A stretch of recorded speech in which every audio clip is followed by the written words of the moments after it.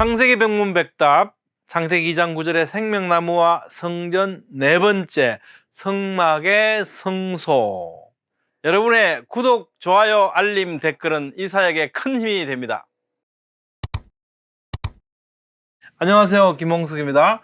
오늘은 창세기 2장 9절의 생명나무와 관련해서 성막의 성소에 대해서 살펴보겠습니다. 본문 말씀은 창세기 2장 9절 3장 22절 24절 말씀 생명나무 생명나무입니다. 그룹들이 지키고 있는 생명나무가 있고 하나님께서 계신 곳으로 돌아가는 길은 이 성막의 구조와 기구들에 나타내 보여주셨다. 동쪽으로 동쪽문을 통해서 지성소에 이르는 이 길입니다.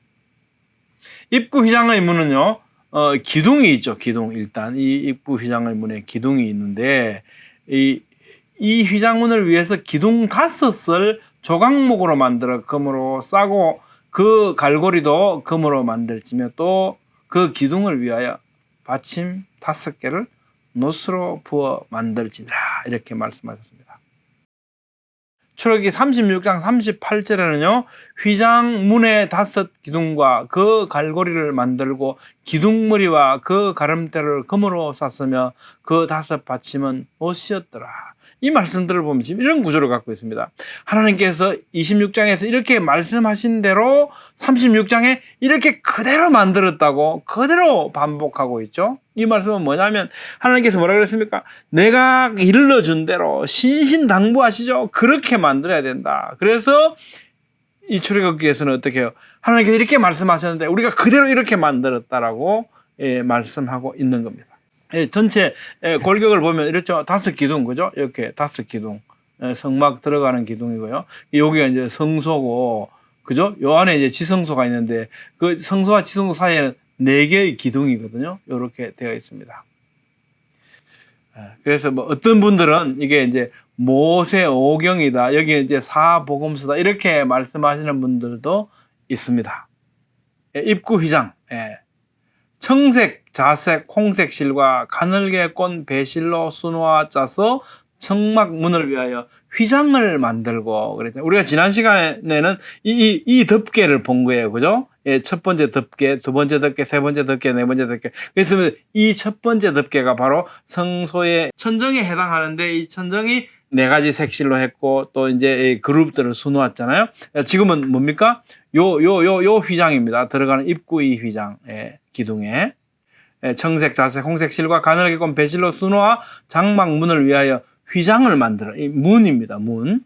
입구 휘장 문입니다. 성막문 마사크는요, 외부로부터 성막 안을 차단하고 보호하는 역할을 하죠. 성막 안에는요, 크게 3 종류의 성막을 덮은 예리아가 있고요. 외부로부터 성막을 보호하고 차단하는 마사크가 있고요. 성소와 지성소를 구분하는 페로케트라는 휘장이 있습니다. 이렇게 각각 부르는 것이 각각 이름이 있습니다. 제1휘장 예리아와 이렇게 성막을 덮은 거죠. 지난 시간에 살펴봤던 이 천정 역할을 했던 제1덮개. 지성소 휘장 파로케트. 이 파로케트에는 그룹들이 수놓아져 있습니다. 근데 성막문으로 들어가는 이 마사크에는 그룹들이 수놓아지진 않아요. 그렇지만 이 모든 휘장의 공통점은요, 4가지 색실이 모두 동일하게 사용되어서 그리스도를 상징하고 있습니다.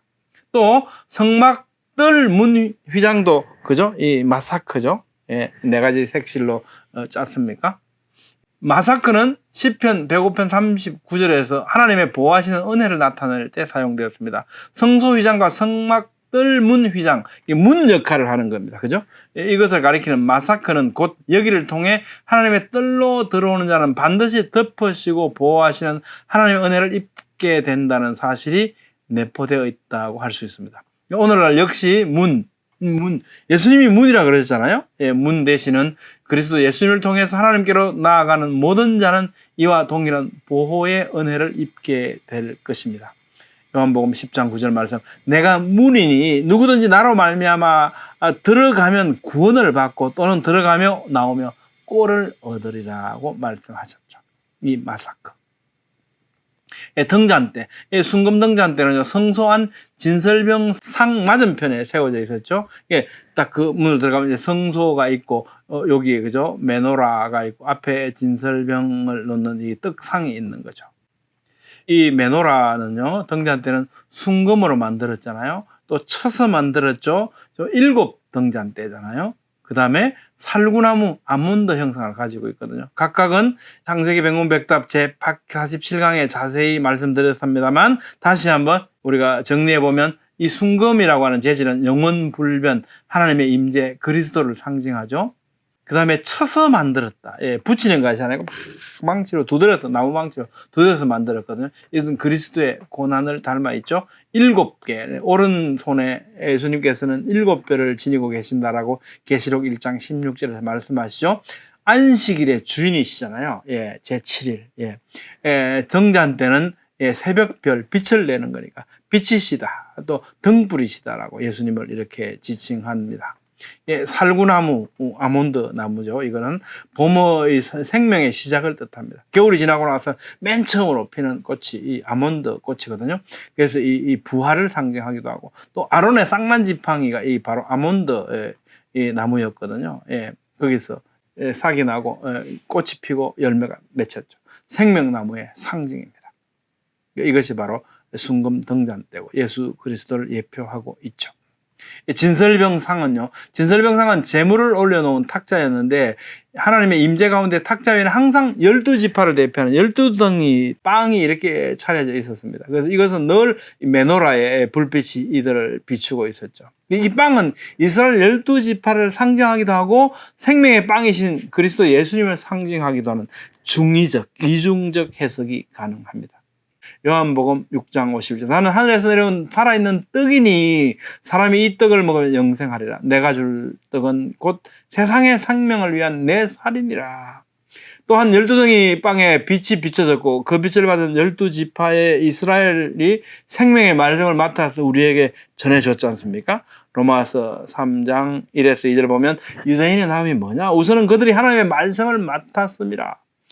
구약도 신약도 이스라엘 이 12지파들 우리에게 전해준 거죠. 또한 말씀은 곧 생명의 떡이다고 했잖아요. 태초에 말씀이 계시니라. 요한복음 6장 48절, 내가 곧 생명의 떡이니라. 그리스도 예수님을 의미합니다. 자, 성막들문, 번제단의 희생, 물두멍의 시섬, 성막문, 그리고 순금 등잔대와 떡상을 통과하는 오직 이 길만이 그룹들이 지키고 있는, 그죠? 생명나무가 있는 에덴의 하나님께로 돌아가는 유일한 길임을 성막이 가리키고 있습니다. 예수님은 영생 얻는 말씀이요 생명의 떡이시다, 이 떡상, 그죠? 또 예수님은 빛이시다, 메노라. 여러분 어떻게 생각하십니까? 오늘은 창세기 2장 9절의 생명나무와 관련해서 성막의 성소에 대해서 살펴봤습니다. 다음 시간에는 성막의 분향단과 지성소에 대해서 살펴보겠습니다. 감사합니다.